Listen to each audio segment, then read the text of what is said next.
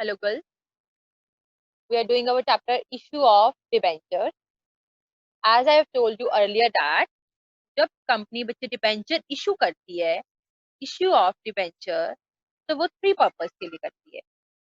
That is for cash, other than cash,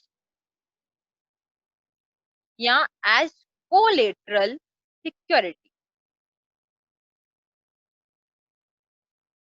बेटा हमने for cash कर लिया, अदर देन कैश कर लिया, आज हम करेंगे collateral security. Collateral security, collateral security को बेटा हम सेकेंडरी सिक्योरिटी भी कहते हैं. क्या बोलते हैं हम इसको? सेकेंडरी सिक्योरिटी, या एक और वर्ड इसके लिए यूज होता है that is called additional security. इसका ट्रीटमेंट आपको लर्न कर, ध्यान से सुनो.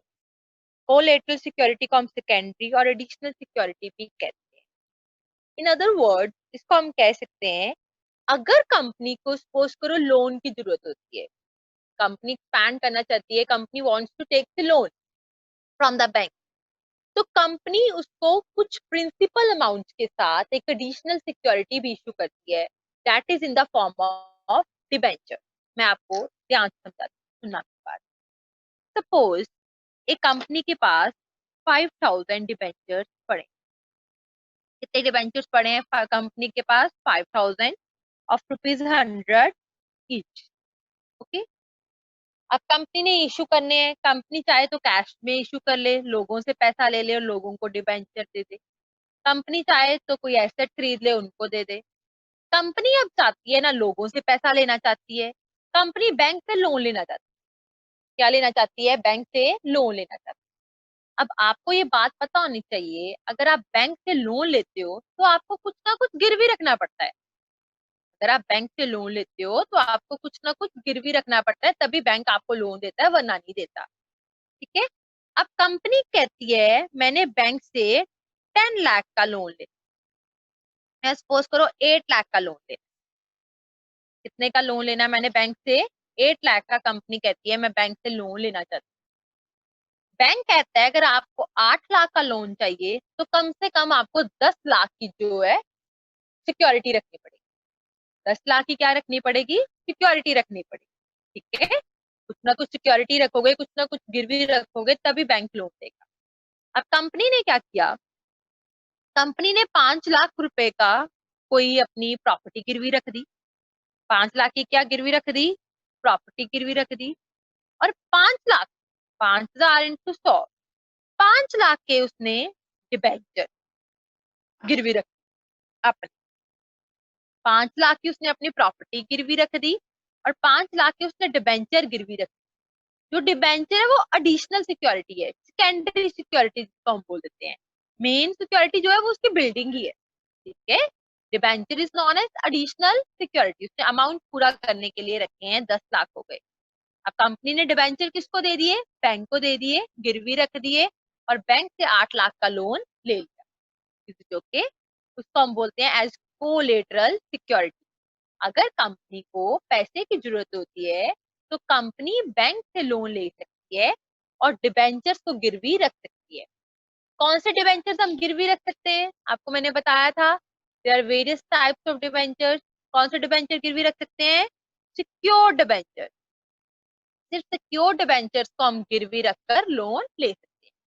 और जो डिबेंचर गिरवी रखे जाते हैं वो as collateral security, additional security के तौर पर ही रखे जाते हैं. ठीक. जब आप लोन पे कर देते हो तो जो बैंक है आपके डिबेंचर आपको वापस कर देते. जब आप लोन पे कर दोगे ना, कंपनी लोन पे कर देगी 8 लाख रुपया बैंक को, तो बैंक आपकी प्रॉपर्टी भी और डिबेंचर्स आपको क्या कर देगी? वापस कर देगी. ठीक है. बट इन केस अगर आप लोन नहीं पे कर पाते ड्यू डेट पे, तो डिबेंचर पे किसका राइट हो जाता है? बैंक. ये डिबेंचर किसके हो जाते हैं? बैंक के हो जाते हैं. अगर आप नहीं पे कर पाते तो ये डिबेंचर बैंक के, अगर आप पे कर देते हो तो बैंक आपके डिबेंचर आपको वापस कर देती है. ठीक है बेटा. इसका मैं आपको बताती हूँ अकाउंटिंग ट्रीटमेंट. अब इसको करना कैसे है, इसको सम कैसे करना है, बहुत ध्यान से इसको मेरी बात को सुनना, इस सम को करना कैसे है. इसको करने के बच्चे हमारे पास दो मेथड है according to companies act 2013. Companies act 2013 हमें कहता है अगर कोई डिबेंचर आपने कोलेटरल सिक्योरिटी गिरवी रखे हैं तो उसको करने के आपके पास दो मेथड है। फर्स्ट मेथड आपको बताती हूँ, first method and second method. कौन से मेथड है हमारे पास? एक है फर्स्ट मेथड, एक है सेकंड मेथड। इसका नाम ही यही है बेटा, first method and second method. According to first method इसका ट्रीटमेंट हम नॉट शो बुक में नहीं करते, it's treatment not shown in the book. ठीक है, according to second method it's treatment shown in the book, इसको बुक में show करते हैं। According to first method, its treatment doesn't show in the books, or according to second method, its treatment shown in the books by doing the journal entry. मैं आपको बताती हूँ। ठीक है, फर्स्ट मेथड हमें कहता है कि सबसे पहले आपने बैंक से लोन लिया तो आप वो एंट्री करो। बैंक से आपने लोन लिया ना, तो आप वो एंट्री करो। क्या एंट्री होती है बैंक से लोन लेने की? Bank account debit to bank loan account, bank account debit to bank loan account, ये दोनों में आएगी। Bank account debit to bank loan account, जितना आपने लोन लिया है आप वो एंट्री कर दोगे। ठीक है, फिर आपने जितने डिबेंचर्स गिरवी रखे, जितने डिबेंचर क्या रखे हैं? गिरवी रखे हैं। फर्स्ट मेथड कहता है उसकी कोई भी एंट्री ना करो, उसको सिर्फ डिबेंचर्स में मींस बैलेंस शीट में एडजस्ट करके नोट लिखो। फर्स्ट मेथड क्या कहता है? इसका सिर्फ एक क्या लिखो? नोट लिखो। किसमें? Balance sheet